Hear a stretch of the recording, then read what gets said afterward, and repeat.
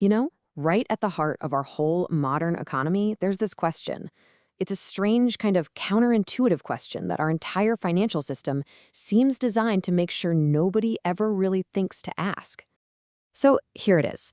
Why are the people in charge of our money so utterly terrified of prices going down? I mean, on the surface, it just doesn't make any sense, right? And this slide just lays out the weirdness of it all. I mean, look at the left. For you, deflation sounds amazing. Your paycheck suddenly buys more stuff. The money you saved actually grows in value just sitting there. Your grocery bill gets smaller. But then you look at the right, at official policy. We're talking to Federal Reserve, the European Central Bank. They treat falling prices like a global emergency, a total five-alarm fire. In fact, they actively target 2% inflation, which is just a fancy way of saying they're trying to make your money worth less over time. So what on earth is going on here? Okay, so to get to the bottom of this, we've got to start with the official story. You know, the one they teach every economics student. All right, the big scary monster in the closet here is something called the debt deflation spiral. An economist named Irving Fisher came up with this idea way back during the Great Depression, and it's pretty much the #1 reason they give for why deflation is so terrifying. The core idea is simple. When prices fall, the real weight of all the debt you already have gets heavier, a lot heavier. And this visual here just breaks that cycle down perfectly. So imagine prices and wages start to fall across the board. Well, that $300,000 mortgage you have doesn't budge. It stays the same. But now your paycheck is smaller, which makes that mortgage way harder to pay off. Your debt burden has just shot up. Now, if that happens to millions of people all at once, you get massive waves of defaults.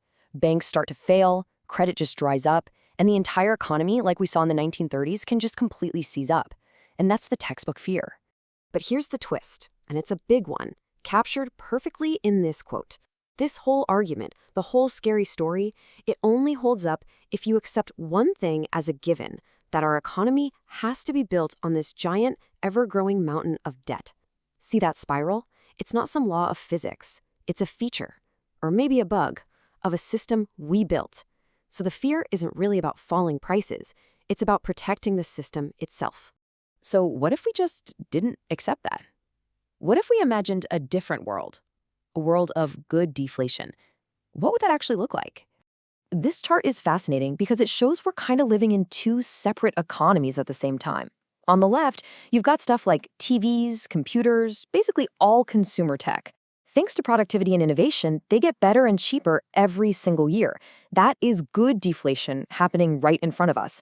But on the right, you have things like housing, healthcare, and higher education, where a flood of credit and government involvement just makes them more and more expensive year after year. The real question is, why can't the whole economy work like the left side of this chart? Well, if we lived in a world of this good deflation, the effects would be pretty huge. Technology could make essentials like housing actually affordable. Your paycheck's buying power would go up every year, even if the number on the check stayed the same. Imagine just saving cash, and it actually becomes more valuable over time. A lot of those predatory financial models just wouldn't work anymore. And governments, they'd be forced to be financially responsible. And maybe, just maybe, it could lead to less of the economic insecurity that fuels so much anger and outrage in society. And get this, there's even a really powerful environmental angle to all this. An economy built on endless credit is basically always pulling tomorrow's resource consumption into today. We're burning through the planet's budget way too fast. A system of good deflation would automatically put the brakes on that, not because of some political treaty, but because of its fundamental mechanics. Okay, so if this all sounds pretty great, why aren't we talking about it? Why isn't this front page news? Why is it completely off the radar? Well, it seems to come down to three big barriers. First, let's be honest, it's technical. It's abstract. I mean, have you ever seen a protest sign about fractional reserve banking? No, it doesn't fit neatly into our left versus right political boxes. Second, it's institutional. If you go to school for economics, you're not taught to question the system. You're taught how to manage it. But that third reason, the structural one, that's the biggie. Just think about it for a second. A central bank is a handful of people trying to steer this massive, complex economy. And as this quote points out, who do they talk to all day? They are constantly surrounded, advised, and lobbied by the financial industry. At the same time, they are almost totally cut off from the millions of regular people who actually use the money. So whose voice do you think ends up being louder in that room?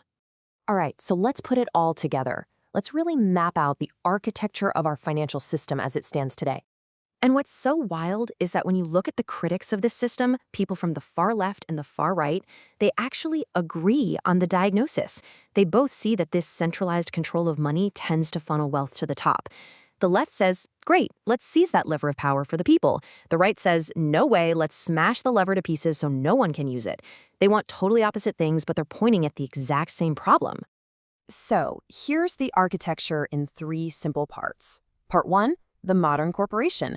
It's a machine that is unbelievably good at one thing: concentrating capital.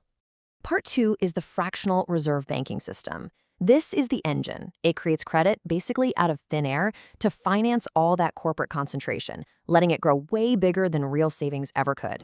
And finally, part 3, the central bank.